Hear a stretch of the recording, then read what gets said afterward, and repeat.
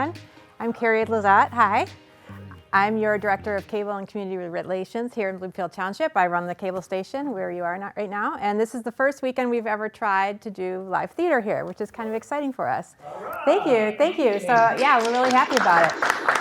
Also, if you've ever received a newsletter in the mail or you watch social media and seen the things that are going on with police and fire, we've been doing recruiting for them. That's what we do here in this department. So I'd be happy to answer any questions for you after the show, and you're in for a treat tonight, so enjoy. Thank you for coming. Thank you. Good evening, ladies and gentlemen, and welcome to tonight's performance of 47 Chairs. Ziggy wants to personally thank each and every one of you for charging up the Prius, putting on pants, and coming to see a real live person perform a real live show in a real live theater. Tonight's performance lasts 72 minutes, and there is no intermission. So now, sit back, relax, and enjoy 47 Chairs.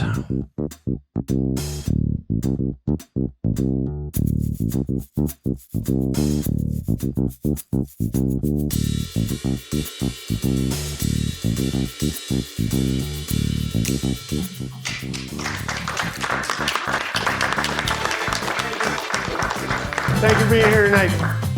In fourth grade, I got in huge trouble. I caught my friend Johnny Plesh cheating at tetherball, and I really let him have it. Every bad word in the book, words that no fourth grader should know, much less even say. And his credit, Johnny apologized, but I made one big mistake. Sister Marietta overheard me. A 10-year-old boy using filthy mouth that no 10-year-old should even know, much less say. A woman who is symbol of a marriage to Christ wore a single gold wedding band had hold my filth. I'm going to hell, for sure. She said, Ziggy, I want you to sit down and write down every single word I heard you say on that playground today. I've never been so shocked, embarrassed, humiliated in my life. In a single act of civil disobedience, I said, no, Sister Marietta, I'm not going to do that. She said, Ziggy, I respect your decision, but I'm about to tell you something. I want you to remember it. For the rest of your life, there's only 47 chairs in heaven. And if you keep this up, you're not going to make it. Welcome to this sacred space. Welcome to 47 Chairs.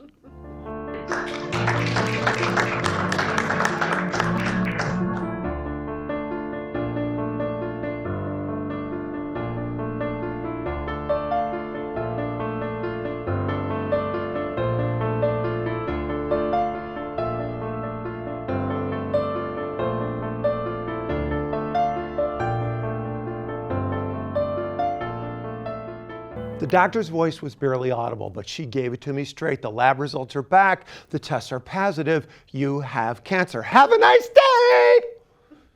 She didn't say the last part.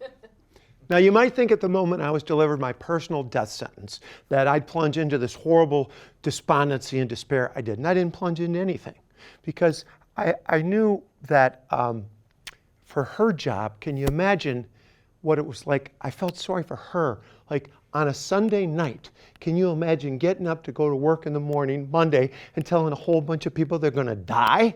I mean, calling people up and telling them they're late on their credit card, that's one thing. But telling them they're going to die, that's just a whole new level of awesome. You know?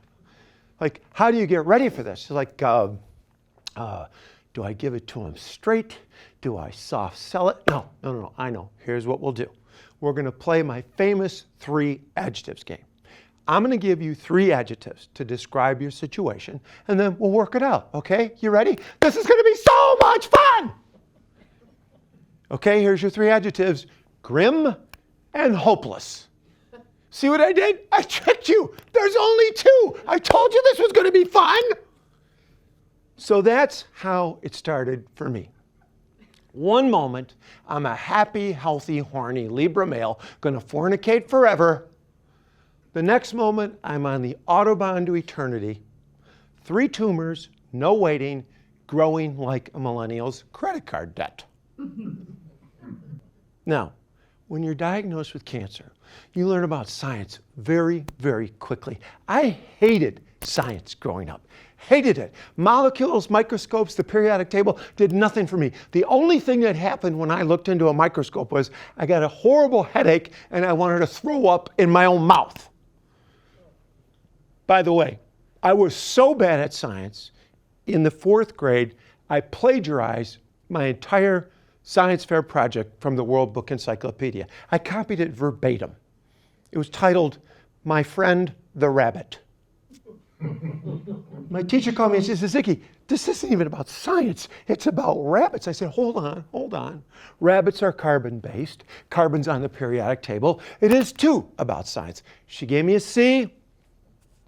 All right, I just lied to you guys. She gave me a C minus. Okay, I just lied to you again. She gave me a D. By the way, the science fair project was won by a kid named Patrick Dennis Brady. Patrick Dennis Brady built 2 computers that spoke to one another on a laser beam in the 4th grade.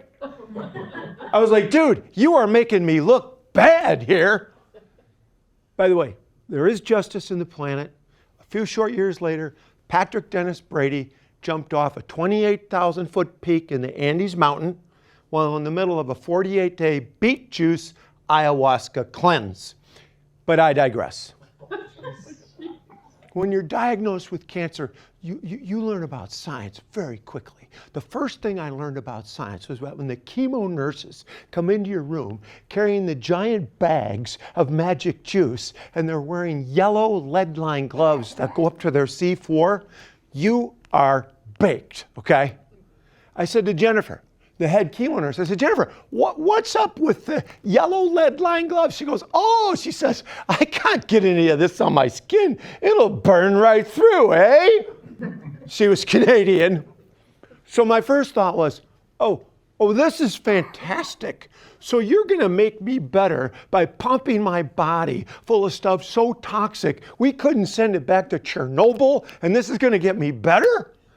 Is there a plan B?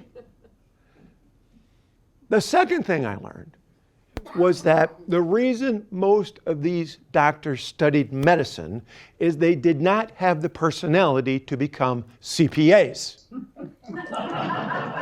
They are pushing me into a surgery, a 7-hour surgery, which may kill me. And the doctor says, now, Mr. Klett, you have any questions? I thought, I appreciate the gesture, dude, but what questions could I possibly have at this point that's going to change the outcome of this thing?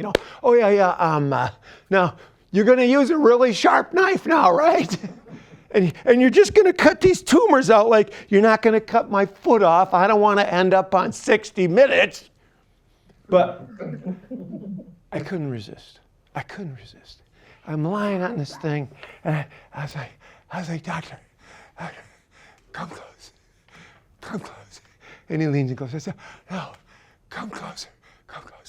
And he gets right here, and I said, any questions about anything, right? He says, yes, Mr. Klett.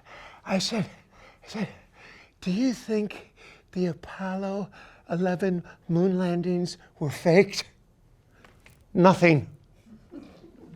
But Jennifer, the Canadian chemo nurse, she explodes. She goes, oh, yeah. She says, all of those moon landings were faked, eh?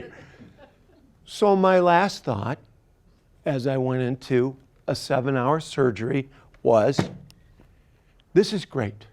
I've got an alpha male surgeon with 0 sense of humor, and I got a Canadian conspiracy nut chemo nurse running the show. I am screwed.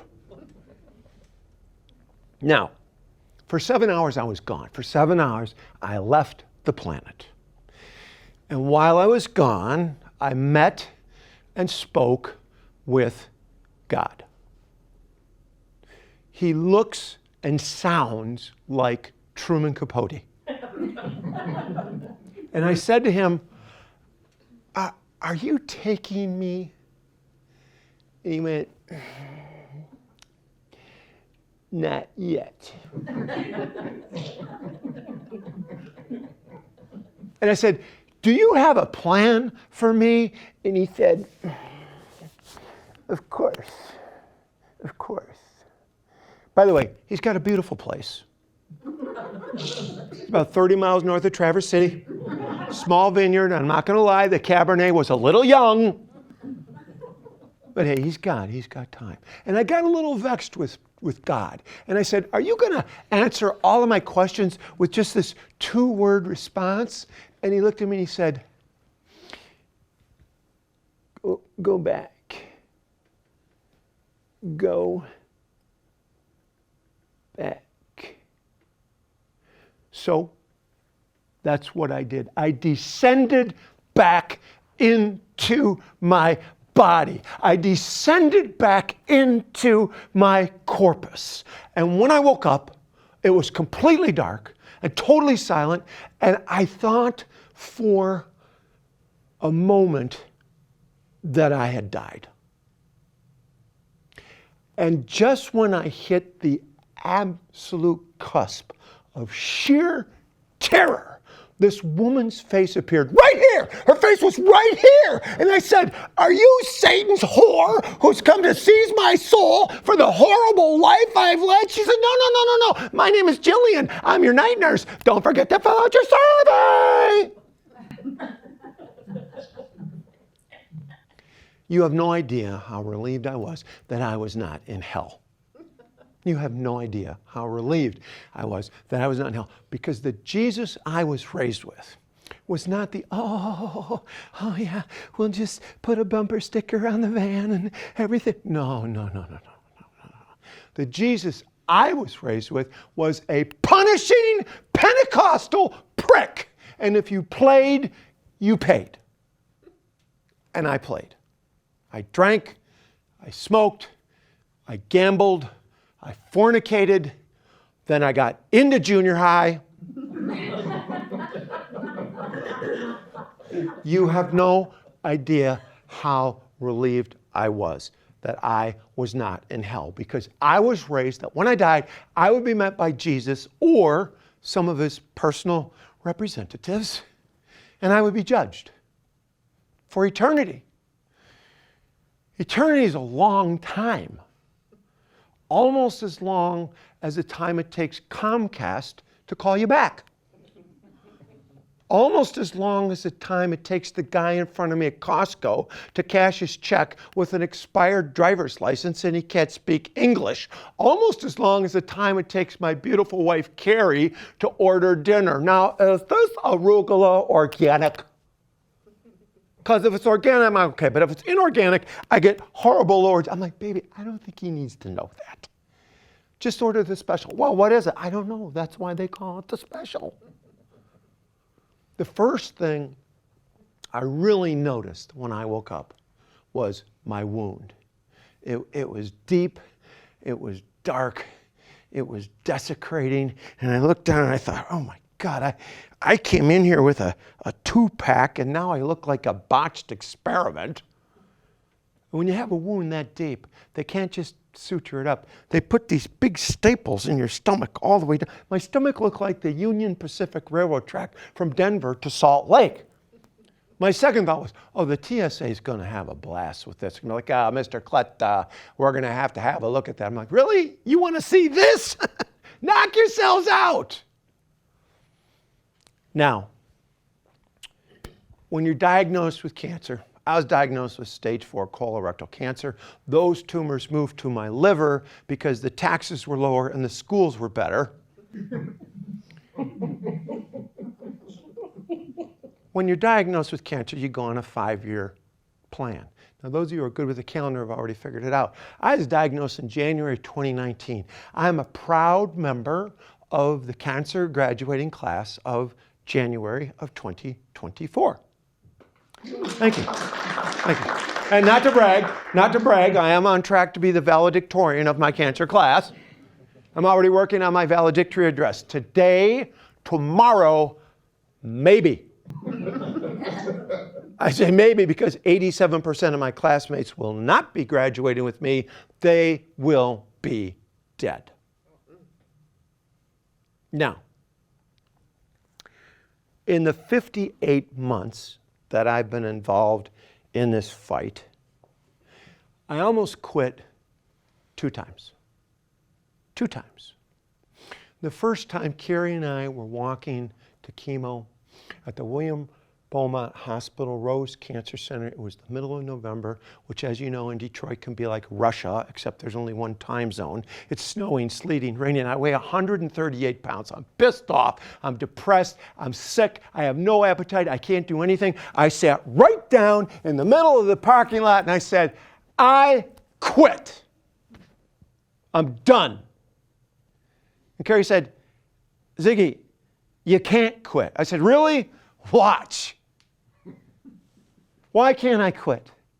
She said, because you were raised in the Jesuit faith. And the Jesuit faith is a beautiful philosophy. It says the Creator gives you the gift of life. Your gift back to the Creator is what you do with that life. Deuteronomy chapter 30, verse 19. Choose life. Choose life. Now get your ass up off that asphalt and you go up to the 3rd floor of the Rose Cancer Center in William Beaumont Hospital in Royal Oak, Michigan, and you let Jennifer, the Canadian conspiracy nut chemo nurse, jack you up. So that's what I did.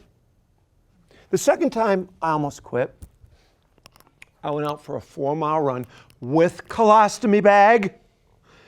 I loved that colostomy bag. I even gave it a pet name.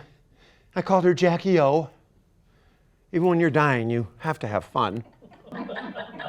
Now, running with a colostomy bag is not difficult or painful, but it's slow and it's tedious, and you develop this sort of lilting, tilting, slow shuffle. And I went out and I came back after 4 miles. I came into my brother Chip's house and I said, I'm done. I quit. Look at this. I can't run anymore. They don't know if this is going to work. I quit. And he looked at me. Now you have to understand one thing. My brother and I grew up 87 miles from Green Bay, Wisconsin. If CRISPR technology could take a snapshot of our number 12 chromosome, it would be a picture of Aaron Rodgers. I said, why can't I quit? He said, Ziggy, because if you quit, you die. And if you die, when the Packers make the Super Bowl again, who am I going to watch it with? Now, let's do a little bit of math. 58 months into a 60-month battle. Let's take 58, make it the numerator. Let's take 60, make it the denominator. Let's divide it. We're going to get a decimal. It's decimal point 9666666. We multiply by 100. We get a percentage. I'm 96.6% there, and nothing's going to stop me. Every day that elapses, I become the victor. Cancer becomes the vanquished. Every day that elapses, I become the champ. Cancer becomes the chump. Every day that elapses, I become the baddest whammy jam on it, almost as bad as I had Mike Tyson, but not quite. You know what I'm going to do when I get to day 0 in January? You know what I'm going to do? I'm going to go find Jennifer, the Canadian conspiracy nut chemo nurse. I'm going to take her out for a Molson Ale, a bowl of poutine. We're going to watch the hockey game, and we are going to dance.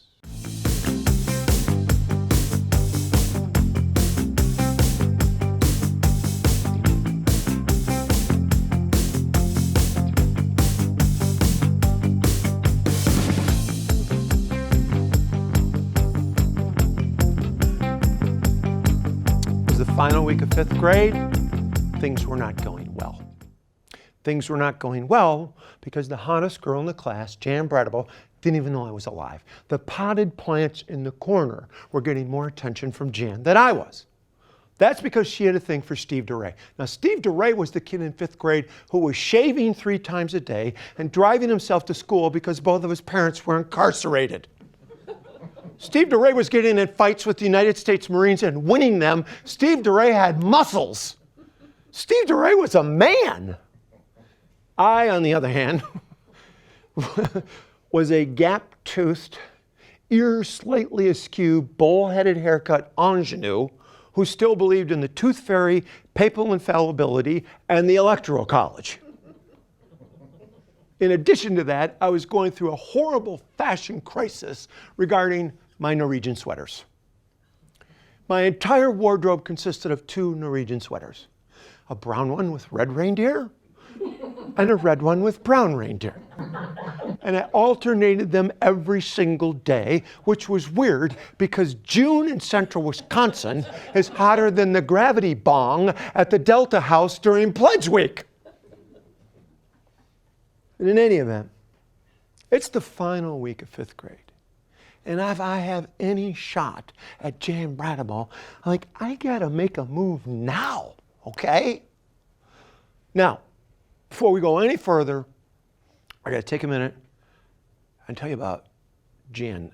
I'll never forget the first time I saw her. I was sitting in the cafeteria, eating my lunch alone, rocking my red Norwegian sweater with brown reindeer, taking a big bite of the business end of a Hostess cherry-filled sugar fruit pie. And I saw her coming towards me across the lunchroom. It wasn't even like a person.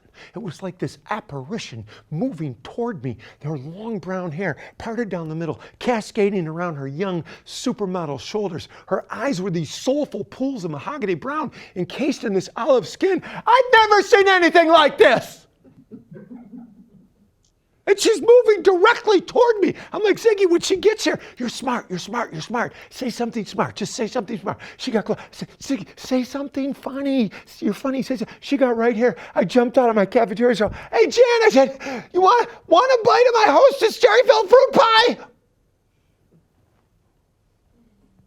She did not want a bite of my Hostess cherry-filled fruit pie. In fact, I don't even think she knew who I was. Now, you might think in the wake of this horrible defeat, I mean, this was Dunkirk, Waterloo, and the Wings not winning the cup in '96, all rolled into one, that I would cycle downward. I didn't. I didn't at all. Because I knew, even at that early point in my life, I knew there was a pattern in my life that when I got to certain inflection points, things always seemed to go my way. Call it luck, call it karma, call it fate, we can call it whatever we want, but it was real and it was recurring. And on Wednesday of the final week of 5th grade, we hit one of those inflection points when our teacher, Mrs. Domati, stopped showing up for work. I don't know what happened. Maybe it was the heat. Maybe she started an Amway franchise. Maybe she snapped, reached level OT7 of the Church of Scientology, and started dating L. Ron Hubbard. I don't know. And in her place appeared this hulking 6'7" monster named Mr. Lease. And Mr. Lease had a Cro-Magnon forehead, buck teeth, and a haircut worse than mine. But Mr. Lease's most endearing characteristic was he spoke like Mike Tyson before there was a Mike Tyson. And he was like, now today, class, we're going to start negative numbers. -2 times -4 equals +16. I went, no way. That's like your girl saying at the outset of the evening, I'm not going to date you, I'm not going to sleep with you, I'm not going to make out, but we're going to have a great night. No, we're not. No, we're not. Now, I'm not proud of the next part of the story. I'm not proud of it. I sat right behind Jan in math class. And I noticed as I started making fun of Mr. Lease's appearance, she started to laugh. And the more she laughed at me, the less attention she paid to Steve Doré. And the less attention she paid to Steve Doré, more attention she paid to Ziggy. So I was like, hey, Jan, there's only 2 things you can see, man-made things you can see from outer space. You can see the Great Wall of China, and you can see Mr. Lease's overbite. She started to laugh a little bit. I said, hey, Jan, that haircut Mr. Lease has got, I think he's got a lawsuit there. She started to laugh a little bit more. I'm on a roll now. The third one's got to be the best one, right? I said, hey, Jan, you know, Mr. Lisa's sleep number is higher than his SAT score. She started laughing so hard. She turned around, she said, Ziggy, you got to stop making me laugh. I'm going to pee my pants. Shabam! Boom! Remember the point in your life where you discovered your superpower? You found out something you could do no one else could do? I'm Ziggy Man. I'll make you laugh until you pee your pants. That was Wednesday. Thursday went great. Friday's the last day of 5th grade. It's a half day. I got to bust a move. I got to have a plan. So my plan was when the clock strikes 12, I jump up out of my desk. I burst out the doors. I run down the hallway. I burst out and I go straight to the bicycle racks because that's where she will be with her sister Julie. And that's exactly what I did. I busted up on my seat. I ran down the hall. I burst out in the brilliant sunshine. But nothing was more brilliant than what I saw. Jan was standing there with her sister Julie, right where I knew she would be. And she had on these cool aviator sunglasses and this like hippie headband and this peasant blouse. She looked like a young Janis Joplin. Not the strung out heroin Woodstock Janis Joplin. No. The Monterey Pop on the edge of superstardom. That Janis Joplin. I don't know where the confidence came from. I really don't. I walked right up. I said, Jan, you look great today. She said, thanks, Ziggy. I said, I'm going to the movie tonight at the Lake Theater, and it's at 7 o'clock.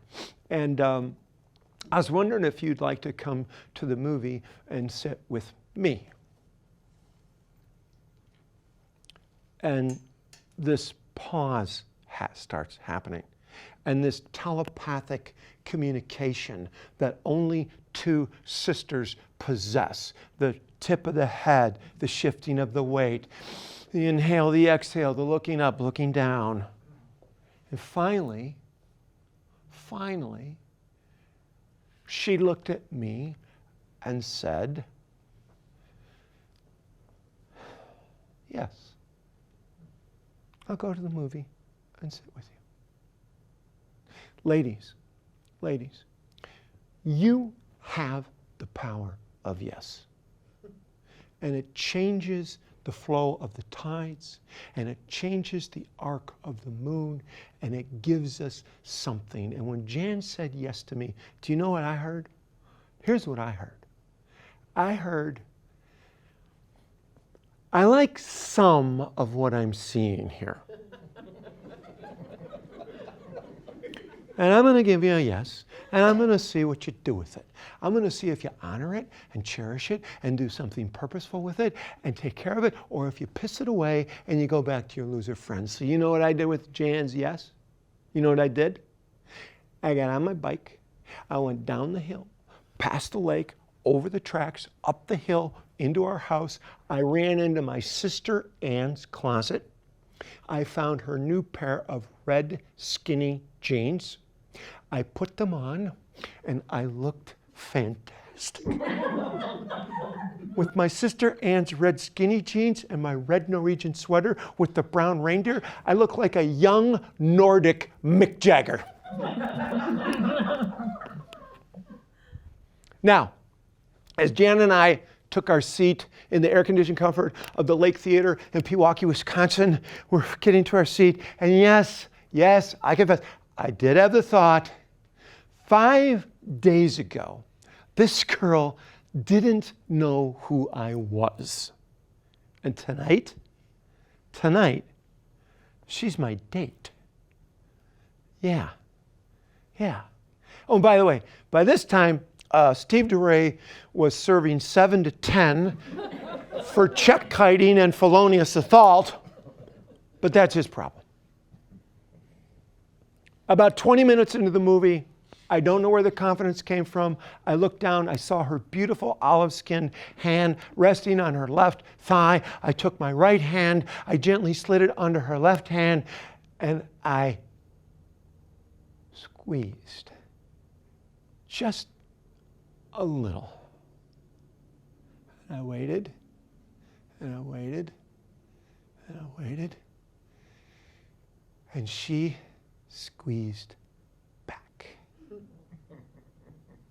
Now, I have a horribly embarrassing personal hygiene problem. I sweat. I sweat profusely. And as I sat there holding Jan's hand, I began sweating like a vegan at Outback. I began sweating like a Sherpa at sea level. Dude, check it out. I'm sweating like a millennial at a job fair.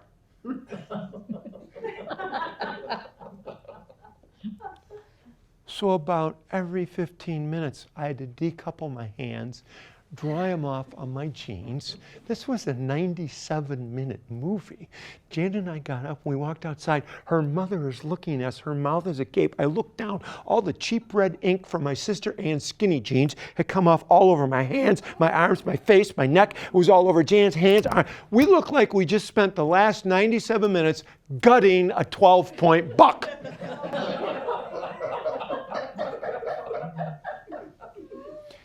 As they drove off, I stood there and I thought, you know, I don't know if I'm ever going to see her again. The next morning, first day of summer vacation, I get on my bike down the hill, past the lake, over the tracks, down to the park, and there at the swing set, who's waiting for me on her bike but Jan, waiting for me. And we spent the day doing things 10-year-olds should do every day. We swam in the lake, we rode our bikes, we went on the swing set, we played box hockey, we played checkers. She kept her king in the back row. I said, Jan, you can move your king out of the back row. And she said, Ziggy, I like the symmetry. That's the word she used. She said, I like the symmetry of the back row. We went for snow cones. I took my snow cone and I drenched it in raspberry and orange and yellow and blueberry and cherry. Even then, those rainbow colors had an appeal to me. I said, Jan, you can put flavoring on your snow cone. She says, Ziggy, no, I like the symmetry of the ice. It was the same thing. Everything she did was magic. And as the summer deepened and lengthened and broadened, it became clear that Jan and I were in love. Now, with 2 weeks to go, we sat down because we got to plan 6th grade. Big time. Not just one teacher in the same classroom every day. You got 7 different teachers, 7 different subjects. You got to make some, you can change it, choose some of the courses. She said, do you want to take French or Spanish? I said, I like Marcel, we're taking French. She said, do you want to take typing or shop? I said, you know, Jan, I'm not very good with machines. I'd like to have my fingers for high school. Let's take typing. So we took typing, and it was clear. It was clear, even at that early point in our lives, we were doing something that people who see a future together do. We were making a plan. We were making a plan. And I'll never forget that night when I stopped on my way home at the top of the hill overlooking my beautiful, idyllic small town with the sun setting into the lake. And I remember specifically saying to myself, I want my life to be like this forever. Now, every family is emotionally ruled by one person. Our family was ruled by my mother. My mother was a mentally ill monster. And the moment I went in the back door of our house, I could sense something was wrong. The monster was on the loose. And I was trained to be acutely aware of it. And I was trained for the proper response. And the proper response when the monster was on the loose was to quietly go to your room, get up on your bed and read, and don't make any noise. And that's exactly what I did. And after about 15 minutes, my beautiful brother Chip, 3 years older, who has the bottom bunk, says, hey, Ziggy, listen, we got to get our stuff together. Dad's coming to pick us up in the morning, which is weird. Our dad wasn't around very much at that time. I said, oh, that's kind of weird. I said, why is Dad coming to pick us up in the morning? We're moving. My first thought was, you might be moving. But Jen and I are getting married in about 6 weeks. 8th grade's going to be tough because we got 4 kids, but we'll make it work. But I said, where are we moving? And he went, Detroit. I climbed down the ladder. I had to go see Jan. I got on my bike. I went down the hill, past the lake, over the railroad tracks, up to her street. I turned. By this time it was dark, and there were 3 successive streetlights, and under the 3rd streetlight she was bouncing a red playground ball back and forth with her sister Julie, and she looked and she saw me, and she threw the ball to Julie, and she began running towards me, and I jumped on my bike and I began running towards her, and under that middle streetlight we embraced. We hugged like lovers do, and I wanted to kiss her, but I didn't know how to do that. I've been practicing on my Green Bay Packer autograph football. I can't put my lips there. That's Vince Lombardi. And as we decoupled, she looked at me and she said, Ziggy, did something happen? You look really upset. I said, Jan, I have to talk to you. And we sat on top of the concrete wall at the bottom of the hill upon which their home rested. And we sat for a few minutes. I said, Jan, my dad's coming to pick Chip and I up in the morning, and we're going to Detroit. And she said, well, when are you coming back? And I said, I'm not.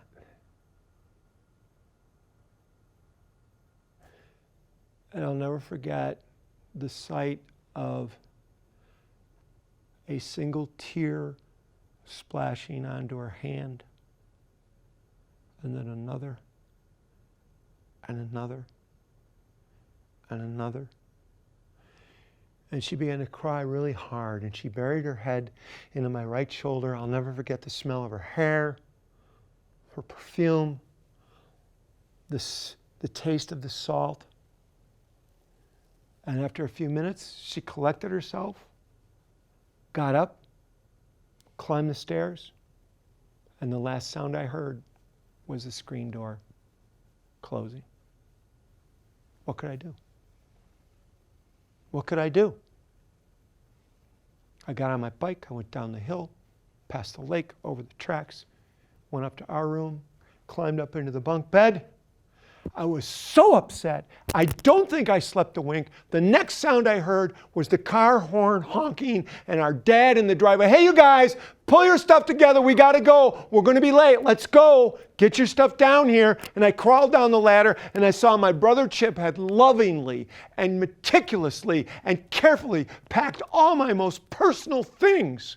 My 2 red Norwegian sweaters, my Green Bay Packer autograph football, my favorite book, The Case of the Counterfeit Coin by Brains Benton. I'm sure you're aware of his work. And as we silently took our Piggly Wiggly grocery bags and loaded them into the back of my dad's 1967 white Belvedere station wagon,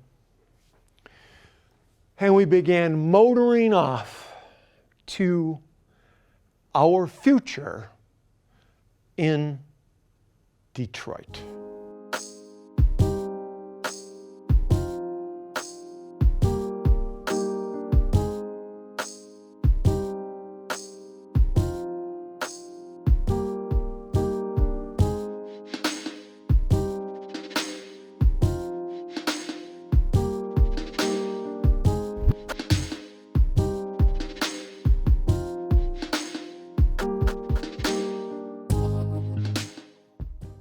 It was Thanksgiving of 2003, and I wasn't feeling very thankful. I was big, I was broke, I was lonely, I was depressed, I was drinking way too much. And I was starting to ask myself, how did this go so wrong? How did it get this bad? Was it one bad choice or a series of wrong decisions? By the way, bad choices can be a lot of fun. Wrong decisions? Wrong decisions will transform your life into a dystopian nightmare from which there is no escape. I wanted my life to be like The Sound of Music. It was looking more and more like Schindler's List. And more importantly, I was asking myself, can I fix this mess? Or is it too late? I really didn't know. I was sitting in my car outside of a restaurant, an Italian restaurant in Detroit, Michigan, and I was sitting in my car because I was waiting to attend an event. The event was called Fast Daters. This is where you meet 35 women in one night and you date them each for 3 minutes, okay? And at the end of the night, you circle the women that you're interested in, and then if they circle you, well, hopefully this will lead to some slow dating. Now, I had no confidence with women. None. Zero. Women scared me. I got married a month after my 23rd birthday. So the decade of the 80s, the one you all spent copulating like drug-addled hyenas, snorting copious amounts of Merck pharmaceutical-grade cocaine, and trying to remember where you parked the van after the Def Leppard concert. I spent that decade raising 2 young sons and trying to save a marriage to a hopelessly charismatic drug addict. I failed. I failed. I knew nothing about women. I knew nothing about dating. And now in one night, I'm going to have 35 different dates, 35 different first names, 35 different hairstyles, 35 different life stories, 35 different favorite songs. Are you kidding me? I had decades where I didn't have 35 dates. This was terrifying to me. For me, this was a bad bet. The Social Security Trust Fund is a better bet than that for me. John F. Kennedy going to Dallas was a better bet than that for me. Peter Dinklage playing power forward in the NBA was a better bet than that for me. Got a couple Peter Dinklage fans here. So now, I've always prided myself on my optimism. Always. No matter how bad it gets. Like we could be destroyed by nuclear holocaust tonight. I wake up tomorrow and going, well, looks like we got a fresh start. And as I began trudging across the frozen parking lot to this event, the 2 voices in my head were exploding. The dystopian Ziggy was like, look at you. You're a fat pig. You're broke. You're drunk half the time. You couldn't do 10 push-ups if you had to. Nobody's going to want to date you. You're a loser. But the delusional Ziggy was giving it right back. He was like, oh, really? I'm a loser? In 7th grade, Kevin Clark spelled canoe incorrectly with a K. I spelled it correctly with a C. I won the 7th grade spelling bee. Losers do not win spelling bees.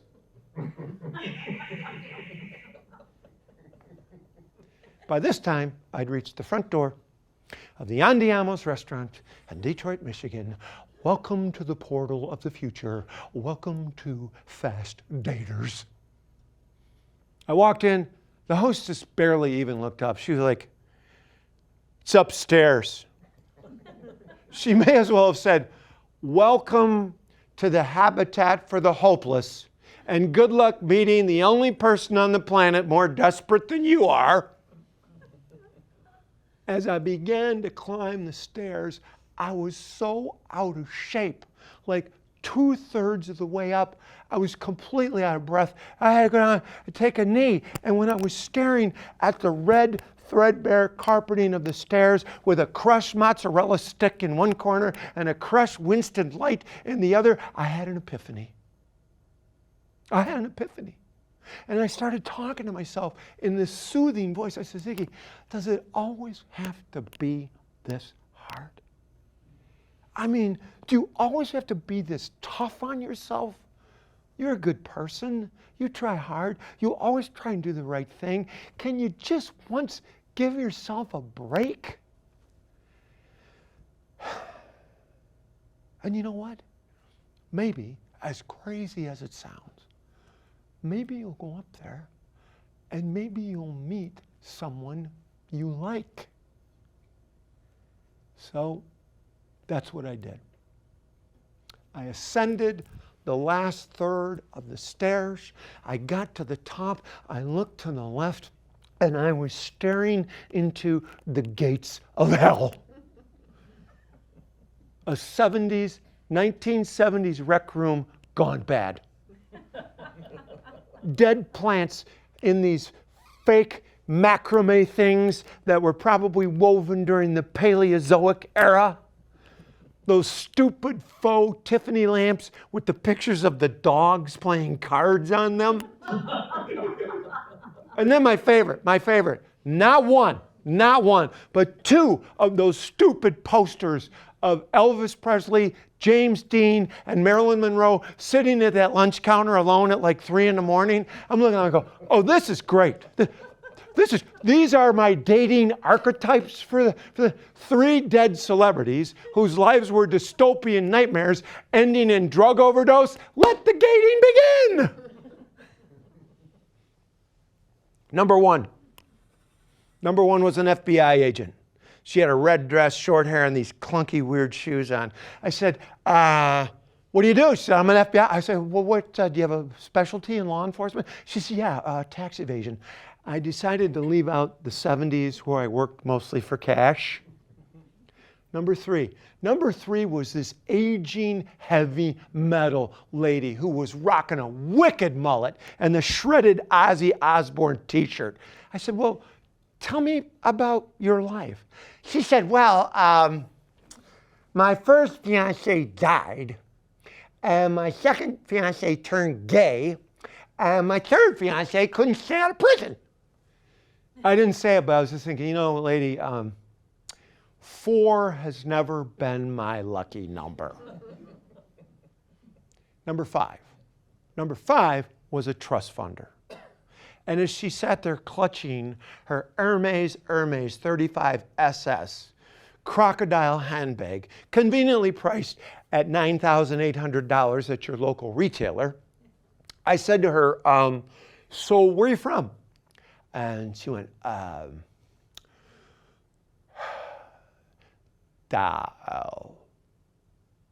And I said, I'm sorry, where are you from? She said, Dao. I said, lady, I'm from Detroit. When you say Dao, that's a truck. Number seven with this sweet hippie girl. She had this necklace of these crystals. These crystals were the size of small canned hams. Every time she moved her head, I thought there was going to be a chiropractic emergency. I said, so tell me, what are you looking for in a man? I thought it was a good question. She said, I want my man to be my soulmate, my lover, my rock, my husband, and my best friend. I was like, lady, that's a lot. Can you just pick 2 and outsource the other 3? Number 11 smelled terribly. Number 14, I loved number 14. I loved number 14. I learned so much from her. Number 14 was a lady that life had clearly taken a bite out of. She was a long-distance truck driver. And here's what I learned from number 14. Once she got her rig up into the top gear, 13, she wasn't gearing down for nothing. She can drive 10 straight hours, but then federal law mandates she rests for 4.5 hours. I learned from number 14 that in 30 days, she could drive cross country 3 times and make $12,500. This was a woman who was taking on life and was fighting back. And as I sat there looking at her with her camo Carhartt sleeveless vest on and her John Deere Caterpillar tractor baseball cap, I thought, I think number 14's at the wrong Fast Daters. Number 17. Number 17 was sporting massive cleavage. Number 17 was sporting cleavage deeper than a 1990s Chilean recession. I got busted looking at number 17's cleavage about 37,000 times in the first minute of our date. It was so awkward. I had to put my hands up. I was like, so do you like soy frappuccino? Got any siblings? Ladies, when you put the girls on display, we're going to look. Now, as I got into the early 20s, I'm not going to lie to you, fatigue became a factor. And I got to like number 24, number 25, and I realized I love fast dating. I want a fast date every night. 365 nights, 35 dates, that's 12,775 fast dates. Surely I'll find someone. As I sat down across from number 33, she didn't say hello. She didn't smile. She didn't stand up. Number 33 was sad. And she looked at me and she said, "Why are you here?" That surprised me. No one had asked me that. And when I get surprised like that, the first thought that comes into my brain, I call it the Jesus thought. I call it the Jesus thought because it's original, it's fast, it comes right from God, so it's got to be good. So I shared with her my Jesus thought. I said, "Why am I here?" I'll tell you why I'm here. I'm here because I just spent the last 8.5 years trying to save a marriage to a hopelessly charismatic drug addict. And the harder I tried, the sicker she got. And the sicker she got, the harder I tried. And before we both burned the whole thing down and killed ourselves, I had to leave. I said, "Why are you here?" She said, "I'm here because Danny died."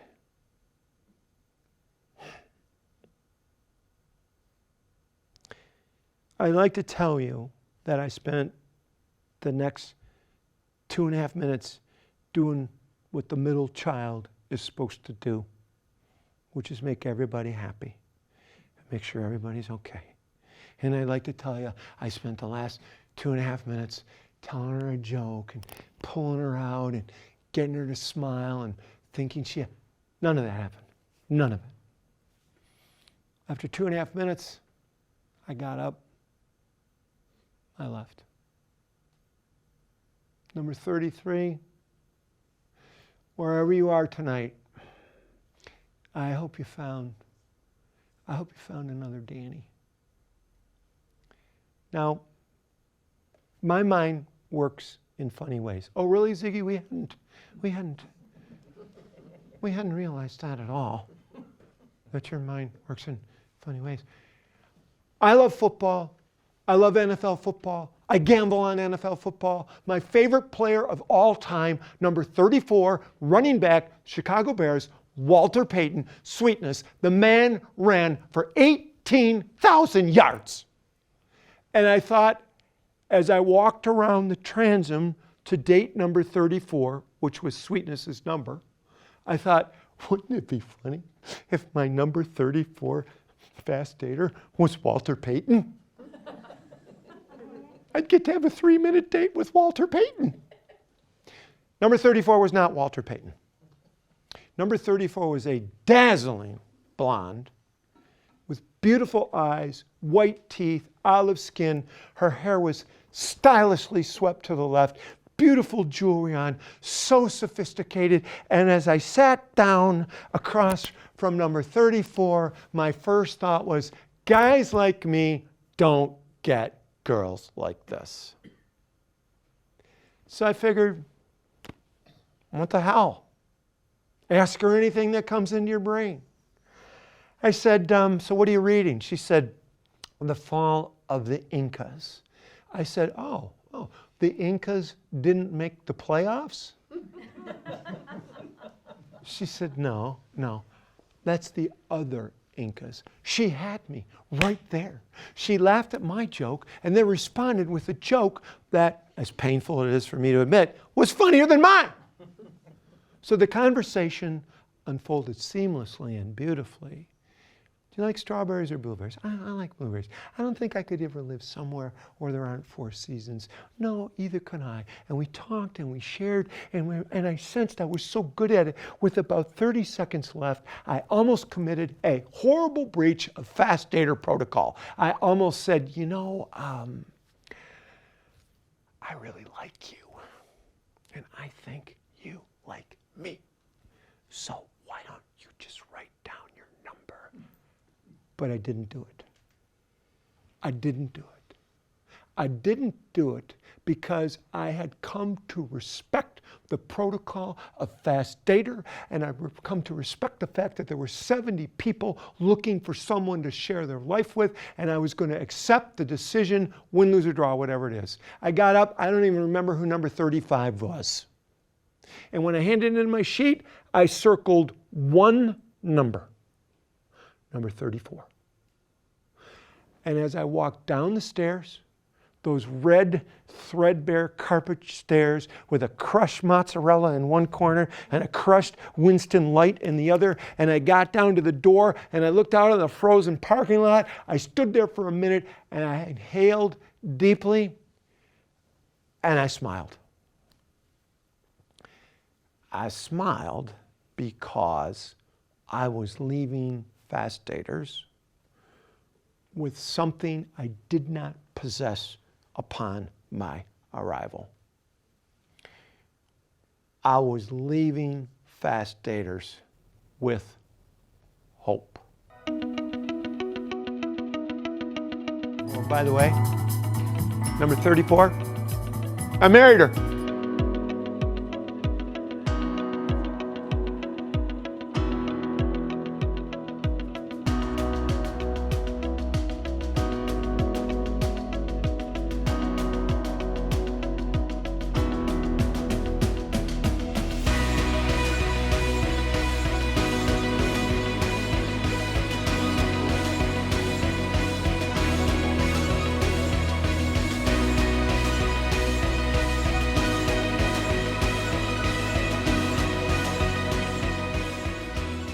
When my mother died, I had a supernatural experience. When my mother died, I had a supernatural experience.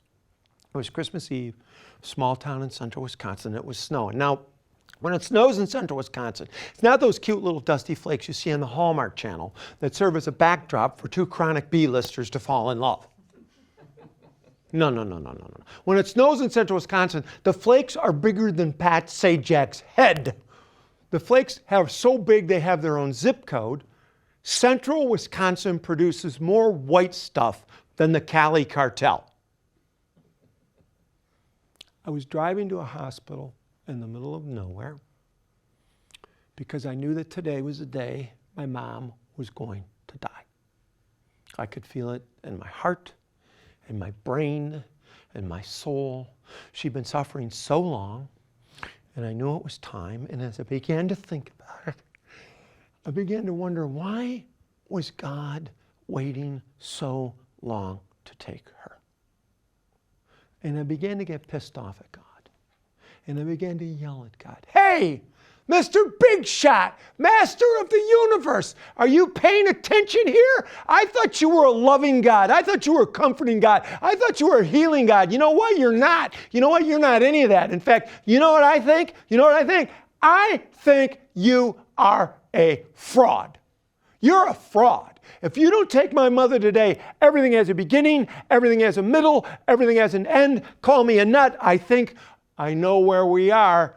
Do your job." Now, by this time, I'd arrived at my favorite part of the day, which is getting into the hospital parking structure. I hate parking structures. They make me nervous. They make me sweat. They make me throw up in my own mouth. And as I'm punching in the 94-digit key, which is going to take me to the secret links algorithms, which is going to get me to today's question, the secret question, which is, which horse won the Kentucky Derby twice? I realized today, it's going to be easier for my mother to die than it is for me to get into this parking structure. Now, this is a town of 3,000 people, okay? In a town of 3,000 people, everybody knows everybody else. And more importantly, everybody knows everybody else's business. And when you are the child of a parent who's waiting to die, you become sort of a parent waiting to die celebrity. And I knew the moment I hit those hospital doors, I was going to be engulfed by the tsunami of these faux, sorrowful expressions of grief. And that's exactly what happened. I hit the hospital door and it was like, oh, Ziggy, oh my God. Yes, it was Katharine Hepburn from On Golden Pond. Oh, Ziggy, is there anything we can do for your mother? I was like, well, her van's about a quart low, and her garage could use a coat of paint. And then my favorite faux, sorrowful expression of grief of all time, oh, your mother's going to a better place. Like, really? How do you know where she's going? Because if you really knew my mother, you would know she was involved in some pretty sketchy stuff. In fact, if my mother getting into heaven was a Las Vegas proposition bet, take the under. Now, I am a weak and selfish individual, and I do not like unpleasant things. I'm a weak and selfish individual. I do not like unpleasant things. My favorite movie of all time is The Sound of Music, and there's even parts of that I can't watch. Like when Liesel's going to have her first kiss out in the garden under the gazebo with that treacherous little Nazi punk Rolf, nicely played by Daniel Truheit. Every single time I say, Liesel, don't kiss. Your first kiss cannot be a Nazi. By the way, there is justice in the world. A few short years later, Rolf joined the SS and was run over by a Russian T-34 tank at the Battle of Stalingrad. But I digress. I am a weak and selfish individual. I do not like unpleasant things. And it occurred to me as I stood there, I had never seen anyone die. And it occurred to me, I really didn't want to see anyone die. I mean, what was this going to be like? Like, was it going to be gurgling and begging and please, please? I didn't want to see it. I didn't want to see it. And as I stood there in that stairwell in that small hospital in the middle of central Wisconsin, I had to take a few minutes and think about my mother and our relationship. My mother and I did not have a good relationship. My mother was beautiful, my mother was brilliant, and my mother was pissed off.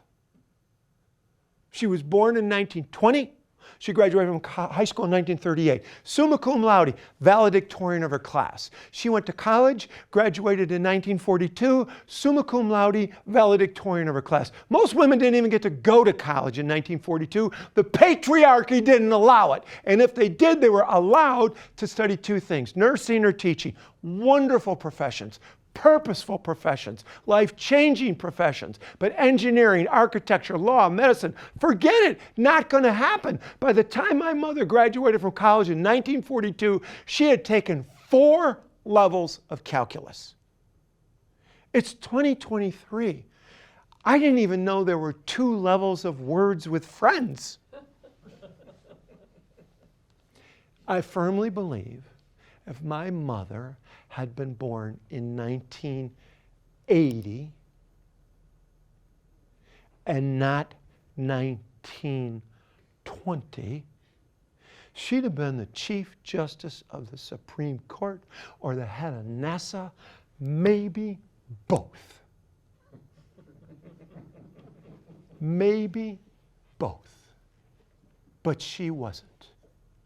And in 1948, she married a great guy, but for her, it was the wrong guy. Had 6 kids, and she spent the better part of her life changing diapers in some podunk town in central Wisconsin. I'd have been pissed off too. And for some reason, I never really figured out why.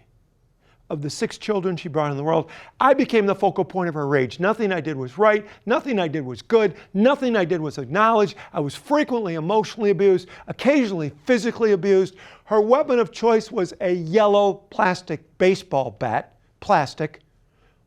By the end of my mother's life, she had more career hits than Pete Rose. I had to put a punchline in there. It was getting a little. But here's what I did figure out. Here's what I did figure out. When you are frequently emotionally abused and occasionally physically abused by someone that you are deeply and viscerally connected to by 6,000 years of DNA, you never get over it. You never get over it. I never got over it. I learned to recognize it and deal with it in my own half-baked way. I learned to somehow get around it in my own half-baked way. But the price was enormous. And so, as I stood there on the bottom of that stairwell, I had to make a decision, and I had to make a decision now. I had to make a decision, and I had to make a decision now. Was I going to remain imprisoned by what was clearly a lifelong toxic relationship, or was I going to take the last few hours, maybe minutes of my mother's life and find some healing, find something powerful? Could I do it? I didn't know. I really didn't know. So I stood there. I took a deep breath. And I began to ascend the stairs to witness my mother's death. When I walked into her room, she was in a bed over on the left. She was huddled under this big pile of hospital blankets. She was in the fetal position. She hadn't spoken for 3 days. And as I stood at the end of her bed, I noticed someone in that beautiful small town had donated this beautiful quilt, this woven quilt. It was red and black, and it had all the indigenous symbols of the Winnebago tribe, the indigenous peoples, a deer drinking from a stream, clouds, a stream. It was beautiful. And as I stood there at the end of my mom's bed, I looked down and I saw her right foot protruding from underneath the woven quilt. My mother had beautiful feet. My mother's feet should have been in the Museum of Modern Art. She had these beautiful high arches, and her toes came to this natural stiletto point. My mother could have been the foot model for the Jimmy Cho spring collection of open-toed pumps. There isn't a dude in this whorehouse who knows what I'm talking about right now. And as I stood there, I spotted some hospital lotion, and I thought, here's what I'm going to do. Here's what I'm going to do. This is what I'm going to do. I'm going to give my mother's right foot a massage, and we are going to have the conversation we should have had a long time ago.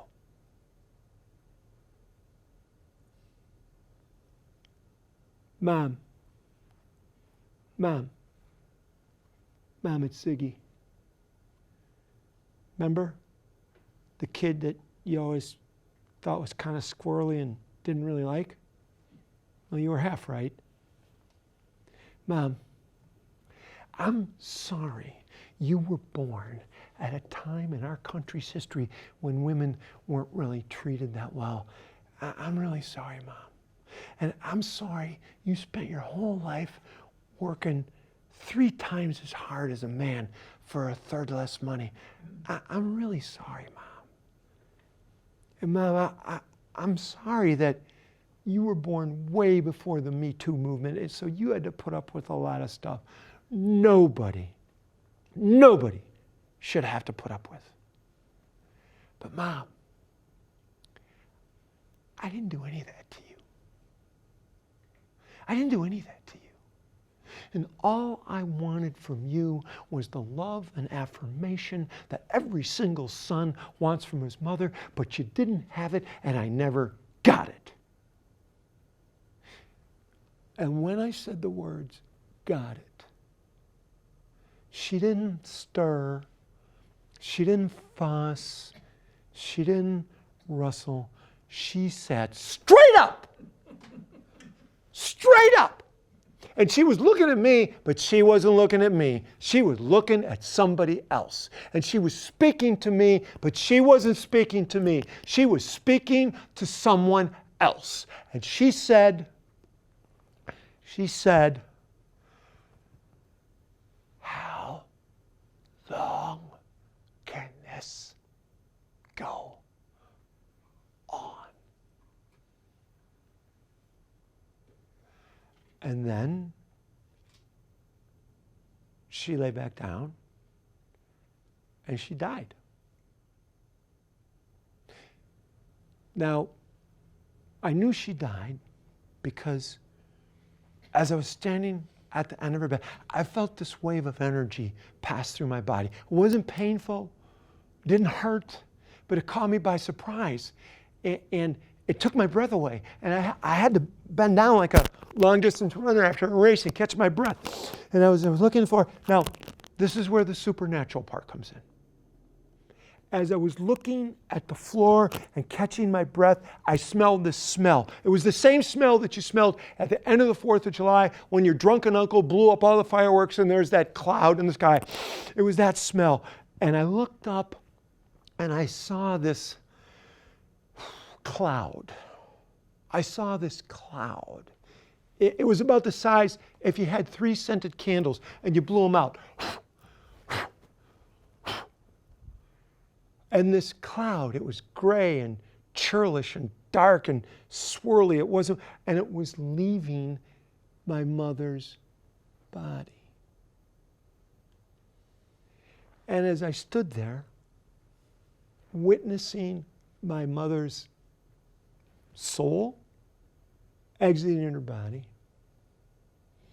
as I stood there witnessing my mother's troubled soul rising up out of her body, as I stood there witnessing my mother's troubled and tormented soul rising up out of her body and fading into the raging light of a gray Wisconsin snowstorm,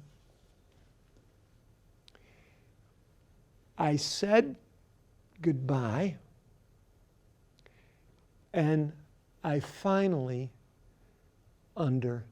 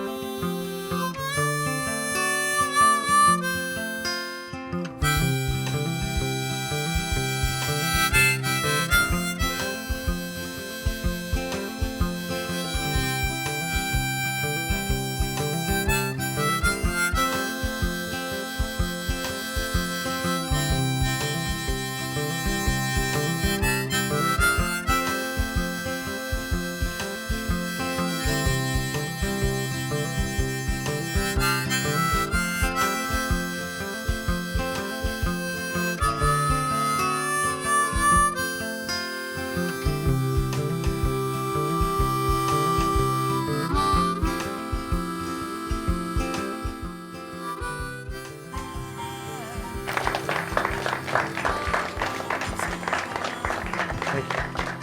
Thank you. Thank you.